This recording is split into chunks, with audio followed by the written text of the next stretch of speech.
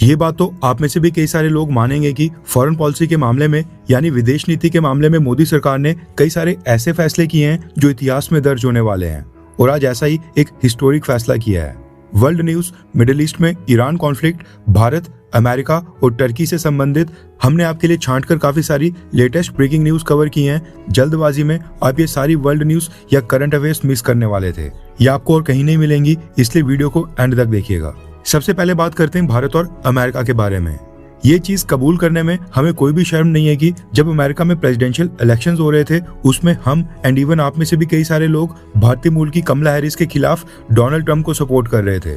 लेकिन Donald Trump ने president बनने के बाद जो भारत के खिलाफ स्टेप्स उठाए हैं, पाकिस्तान को जितना सपोर्ट किया है, उसको देखकर तो ऐसा लगता है कि काश कमला हैरिस ही अमेरिका की प्रेसिडेंट बन गई होती। अब ऐसा मैं इसलिए कह रहा हूँ क्योंकि कमला हैरिस और जो बाइडेन की डेमोक्रेटिक पार्टी ने भारत के साथ रिश्तों के लिए डोनाल्ड ट्रंप की क्लास लगा दी है। रेफरेंस के लिए आपकी स्क्रीन के ऊपर आर्टिकल का स्क्रीनशॉट है। न्यूज आ रही है कि अमेरिका के हाउस ऑफ रिप्रेजेंटेटिव्स में डेमोक्रेटिक पार्टी के लॉ मेकर्स ने एक रेजोल्यूशन इंट्रोड्यूस किया है जिसमें डोनाल्ड ट्रंप की भारत और चाइना के खिलाफ स्टेटमेंट का विरोध किया गया है और डोनाल्ड ट्रंप के रिमार्क्स को रेसिस्ट बताया गया है। दरअसल पिछले महीने डोनाल्ड ट्रंप ने बर्थ राइट सिटीजनशिप का विरोध करते हुए भारत और चाइना को हेल होल कंट्रीज बताया था, जिसका एग्जैक्ट मैच होता है नर्क का गड्ढा।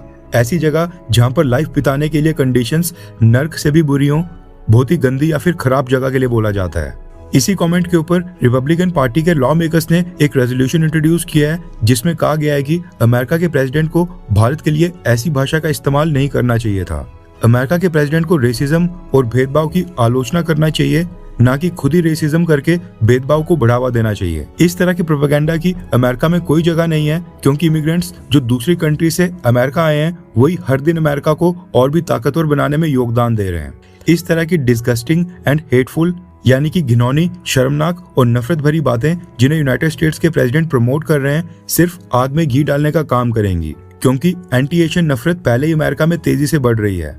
ये कहना है रिपब्लिकन पार्टी का, जिन्होंने भारत के लिए आवाज उठाई है।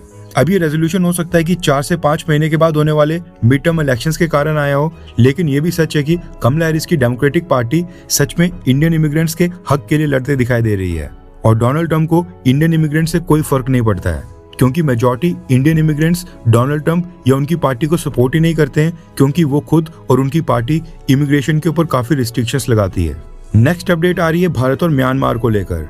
रेफरेंस के लिए आपकी स्क्रीन के ऊपर आर्टिकल का स्क्रीनशॉट है। न्यूज आ रही है कि भारत ने म्यांमार के मिलिट्री रूलर मिन ऑन्ग हलैंग, जिसने अपने आप को म्यांमार का प्रेसिडेंट घोषित किया था, बोगस इलेक्शन करवाए थे, भारत ने इनको इनवाइट किया है और ये अगले महीने जून में भारत की विजिट के ऊपर आ रहे हैं। मिन ऑन्ग हलैंग ने साल 2021 में Nobel peace prize winner Aung San Suu Kyi का तख्ता पलट करके वहां पर मिलिट्री रूल लगा दिया था, जिसकी वजह से कई सारे वेस्टर्न देश इस मिलिट्री डिक्टेटर के खिलाफ हो गए हैं और इसको आज भी वेस्टर्न न्यूज के आर्टिकल्स में मिलिट्री डिक्टेटर ही कहा जाता है। एंड अमेरिका समेत कई वेस्टर्न कंट्रीज ने इनके ऊपर सैंक्शंस लगा दिए हैं।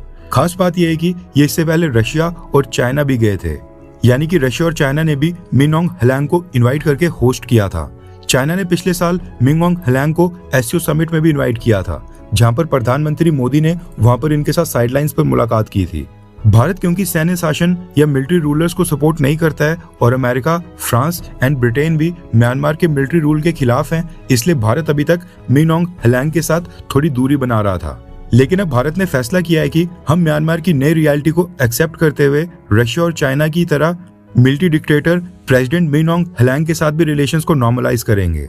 अब होता क्या है कि अगर एक तरफ अमेरिका डायरेक्ट पाकिस्तान की मिलिट्री और जनरल आसिम मुनीर के साथ डील करता है, तो फिर भारत के पास भी बहुत ही वाजिब कारण बन जाता है म्यांमार के मिलिट्री डिक्टेटर के साथ डील करने का। प्रॉब्लम यह है कि भारत के नॉर्थ ईस्ट में डिस्टर्बेंस काफी ज्यादा बढ़ रही है। मणिपुर में वापस से क्लैशेस हो रहे हैं, कई सारे नॉन स्टेट एक्टर्स भारत में हमले कर बॉर्डर पार म्यांमार चले जाते हैं। ऐसे ग्रुप्स को रोकने के लिए म्यांमार की सेना का समर्थन चाहिए, इसलिए भारत ने अब म्यांमार के सैन्य शासक मिन ऑन्ग हलैंग को आमंत्रित किया है। इनको दिल्ली में होस्ट किया जाएगा। आपके अकॉर्डिंग अपने देश के हितों को सुरक्षित करने के लिए मिलिट्री डिक्टेटर को भी इनवाइट करना पड़े तो क्या ये सही स्टेप है? क्या इस फैसले के ऊपर आप मोदी सरकार का समर्थन करते हैं, हाँ या फिर ना? नीचे कमेंट कर अपनी राय जरूर बताएं। नेक्स्ट अपडेट आ रही है ईरान वॉर से संबंधित। न्यूज आ रही है कि यस और नो सिग्नल के बाद फाइनली पाकिस्तान का फील्ड मार्शल आसिम मुनीर पिछले कल देर रात को ईरान की यात्रा पर चले गया है वहां पर प्रेसिडेंट डोनाल्ड ट्रंप ने भी अपने वीकेंड प्लान्स को कैंसिल कर वापस व्हाइट हाउस में रहने का फैसला किया है। माना जा रहा है कि Iran America peace deal sign होने के सबसे करीब आ गई है। डोनाल्ड ट्रंप एडमिनिस्ट्रेशन ने ईरान को 2 दिन यानी 48 घंटे का समय दिया था, उसका टाइम भी अब खत्म हो रहा है। इसलिए न सिर्फ Pakistan army chief general Asim Munir Iran गया है, बल्कि न्यूज आ रही है कि कतर से भी एक टीम ईरान आई है और ये दोनों ईरान को उसका यूरेनियम सरेंडर करने के लिए दबाव डाल रहे हैं। यूएस न्यूज चैनल्स ने यह भी बताया है कि अमेरिका ने ईरान के ऊपर स्ट्राइक्स वापस रिस्टार्ट करने की तैयारियां दोबारा से शुरू कर दी हैं। खास बात यह है कि आज सुबह जब ये सारी डेवलपमेंट्स हो रही थी, उस समय ईरान की स्पेस पूरी तरह से खाली हो गई थी। अब हैरानी वाली बात यह है कि पिछले कुछ समय से कमर्शियल प्लेन्स ईरान की स्पेस में एंटर हो रहे थे, लेकिन आज सुबह ये आप वीडियो देख सकते हैं कि ईरान की स्पेस ऐसे खाली हुई थी मानो कि पहले से सभी कमर्शियल एयरलाइंस को बता दिया गया हो कि ईरान के ऊपर हमले शुरू होने वाले हैं, इसलिए ईरान की स्पेस को अवॉइड किया जाए।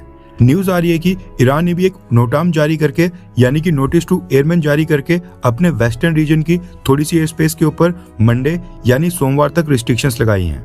लेकिन कमर्शियल एयरलाइन कंपनीज ने ईरान की पूरी एयर स्पेस को ही कम्प्लीटली पूरी तरह से अवॉइड करना स्टार्ट कर दिया है। अब ये काफी सारी चीजें अलाइन होकर यही इशारा कर रही हैं कि या तो ईरान के ऊपर मिलिट्री स्ट्राइक्स दोबारा से स्टार्ट होने वाली हैं या फिर ईरान इस पीस डील को साइन कर ही लेगा।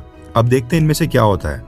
टर्की की भारत ने क्या लंका लगा दी है, उस पर बात करने से पहले हम पाकिस्तान के ट्रॉफी चोर इंटीरियर मिनिस्टर मोहसिन नकवी के बारे में बात करते हैं, क्योंकि इसने ऐसी स्टेटमेंट दे दी है जो खुद इसके बीवी बच्चों को शायद विश्वास ना हो, लेकिन ये पाकिस्तान की भूखी नंगी आवाम को चूरन बेचने के चक्कर में इतनी बड़ी बढ़के मार रहा है।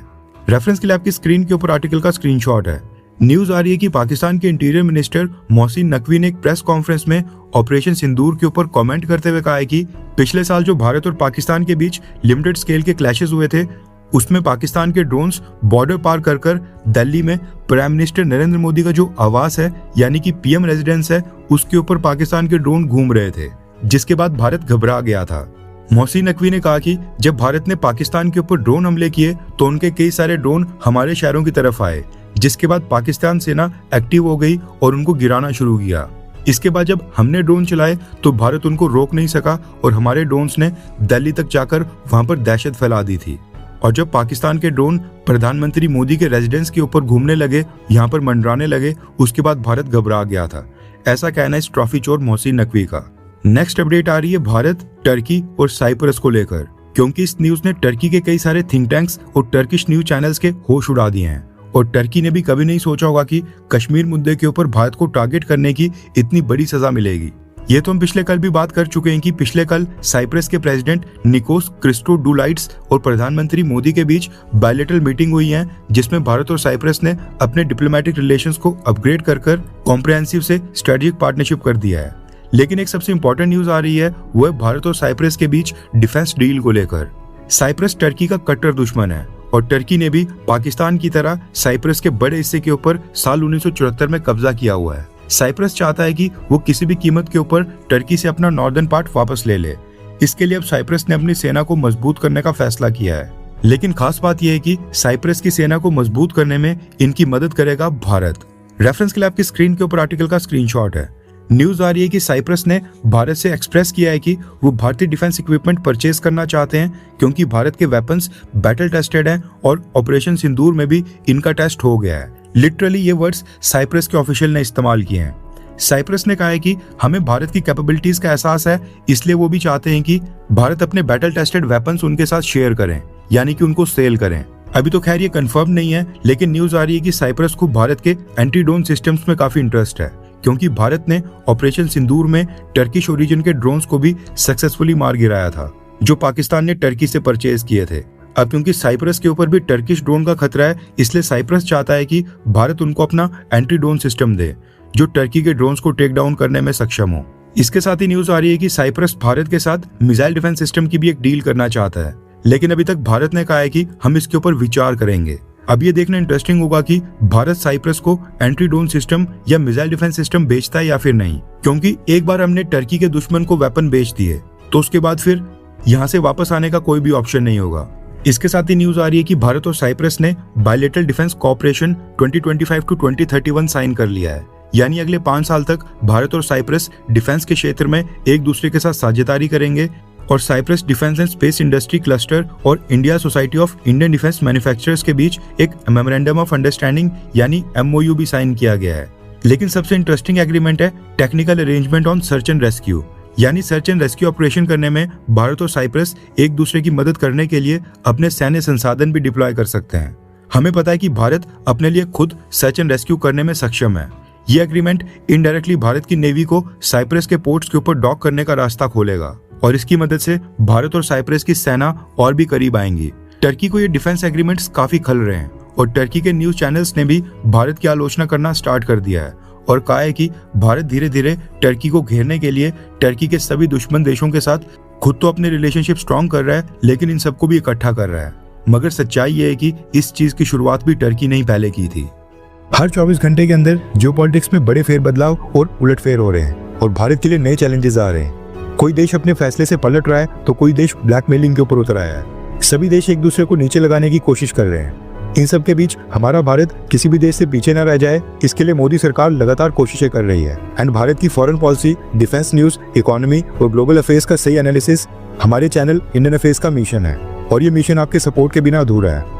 इंडियन अफेयर्स हिंदी के ऊपर हम सभी फैक्ट्स और डेटा बिल्कुल सरल भाषा में एनालाइज करते हैं, बिना किसी एजेंडा के। अगर आप चाहते हैं कि इंडियन अफेयर्स का सही और ऑथेंटिक एनालिसिस आप तक लगातार पहुंचे तो इस वीडियो को लाइक करें और हमारे चैनल इंडियन अफेयर्स को सब्सक्राइब करके बेल नोटिफिकेशन ऑन करना मत भूलिए। आपका एक लाइक हमारे चैनल को ग्रो करने में काफी मदद करेगा और एक सब्सक्राइब ये सुनिश्चित करेगा कि आप किसी भी इंपॉर्टेंट अपडेट को मिस ना करें। अगर आपने हमारे चैनल को पहले से सब्सक्राइब किया है तो दिल से धन्यवाद। जय हिंद, वंदे मातरम।